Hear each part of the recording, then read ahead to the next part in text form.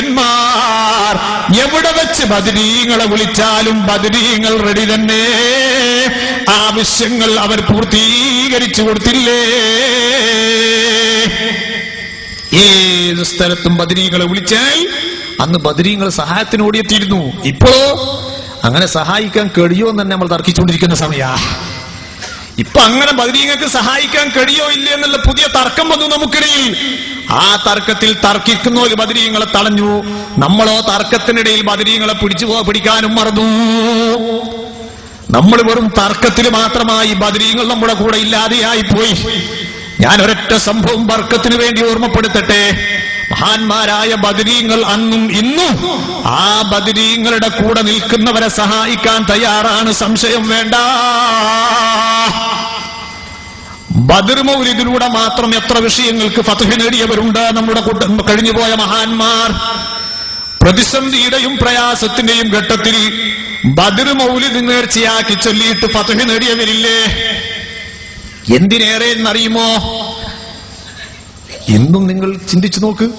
Indian സ്വാതന്ത്ര്യ സമര സേനാനികളുടെ കൂട്ടത്തിൽ പ്രഗത്ഭനായി അറിയപ്പെട്ടൊരു മഹാനുണ്ടായിരുന്നു. മഹാനായ മുഹീദ്ദീൻ മുസ്ലിയാർ നവ്വറല്ലാഹു മർഖദ വനഫഅനാ ബിഹി ഫിദ്ദാറൈൻ. കോഴിക്കോട് ജില്ലയിൽ ഫറൂഖിനടുത്ത് ജീവിച്ചൊരു വലിയ മഹാൻ, വലിയ പ്രഗത്ഭനായിരുന്നു, വലിയ മഹാനായിരുന്നു. ആ മഹാനവറുകൾ ഗാനരചനയിലൂടെ ബ്രിട്ടീഷ് ആധിപത്യത്തിനെതിരെ ഏറ്റവും വലിയ പടയോട്ടം നടത്തിയിരിക്കുന്ന മനുഷ്യരാണ്. അദ്ദേഹത്തിന്റെ ജീവിതത്തിൽ ഏറ്റവും വലിയ ഒരു ഹരം തന്നെ പാട്ടുകൾ എഴുതുക, പാടുക എന്നതാണ്. വലിയ മഹാനാണ്. മൂപ്പരുടെ കൂടെ എപ്പോഴും ഒരു ഖാദിമുണ്ടാവും. ഖാദിമിനോട് ഇടക്ക് പറയും, എഴുതാൻ വേണ്ടി പറയും. എന്നിട്ട് കുറെ വാക്കുകൾ ഇങ്ങനെ പറഞ്ഞു കൊടുക്കും. ഈ ഖാദിം ഇങ്ങനെ എഴുതി വെക്കും. എഴുതി തീർന്നാൽ മൂപ്പര ആ കടലാസും കൊണ്ട് വാങ്ങിച്ചിട്ട് പിന്നെ അങ്ങനെ പാടല. നല്ല മഹാന്മാരെ സംബന്ധിച്ചുള്ള ബൈത്തുകൾ.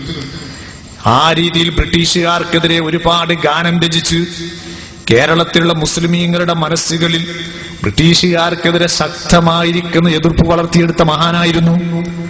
അവസാനം നിക്കക്കളിയില്ലാതെ അന്നത്തെ ബ്രിട്ടീഷുകാർ അധികാരികൾ മഹാനായ മുഹീദ്ദീൻ മുസ്ലിയാരെ തൂക്കിലടക്കാൻ മഹാനവറുകളെ ജയിലിലടച്ചു. രാജ്യദ്രോഹ കുറ്റം ചുമത്തിയിട്ട് കണ്ണൂർ സെൻട്രൽ ജയിലിൽ കൊണ്ടുപോയിട്ടു.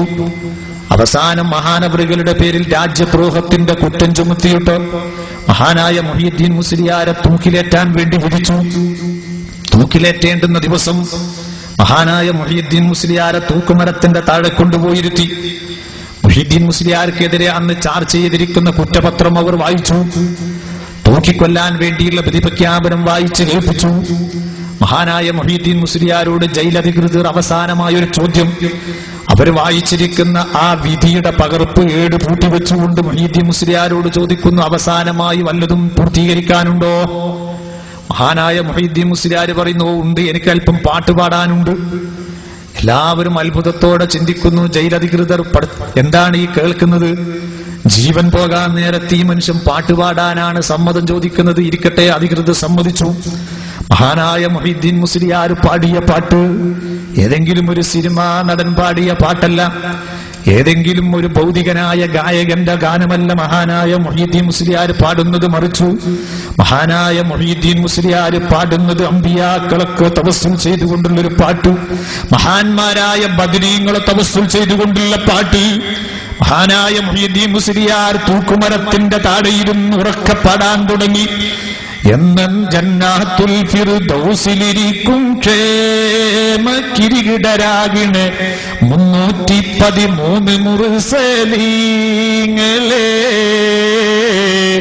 ശിക്ഷയിൽ ഉൾപ്പെട്ടുങ്കള മുഹിയദ്ദീൻ ജയിലിൽ കിടന്നിട്ട് വിളിച്ചിടും സംഗീതമുക്തി നിവർത്തി മാങ്കളേ. മഹാന്മാരായ മുർസലീങ്ങളെ കൊണ്ട് ഇങ്ങനെ അങ്ങോട്ട് മഹാന്മാരായ നബിമാരെ കൊണ്ടും പ്രവാചകന്മാരെ കൊണ്ടും തവസ്സുൽ ചെയ്തുകൊണ്ടൊരു പാട്ട് പാടി. രണ്ടാമത് മഹാനവറുകൾ അതേ ഇരിപ്പിൽ തന്നെ ഇരുന്ന് പാടുന്നു. എന്നാളുമേ ജീവുടഹാനിവരാ ജന്നത്തിൽ പാർത്തിടും 313 ബദർ ശുഹദാക്കളെ ഇന്നെന്നെ തടവിന്നൊഴിവാക്കി തരാനുള്ള വിധി വാങ്ങി തന്യോന്യം കണ്ണൂരിൽ വരുവിൽ സുഹദാക്കളെ. ജയിലിന്റെ തൂക്കുമരത്തിന്റെ താഴെയിരുന്ന് ജയിലധികൃതർക്കും മുഴുവനും കിടുകിടാവിറപ്പിച്ചുകൊണ്ട് മഹാനായ മുഹ്യിദ്ദീൻ മുസ്ലിയാർ പാടുകയാണ്. എന്നെന്നാലും ജീവുടെ ഹാനി വരാ ജന്നാത്തിൽ പാർത്തിടും 313 ബദർ ശുഹദാക്കളെ. ഇന്നെന്നെ തടവിന്നൊഴിവാക്കി തരാനുള്ള വിധി വാങ്ങി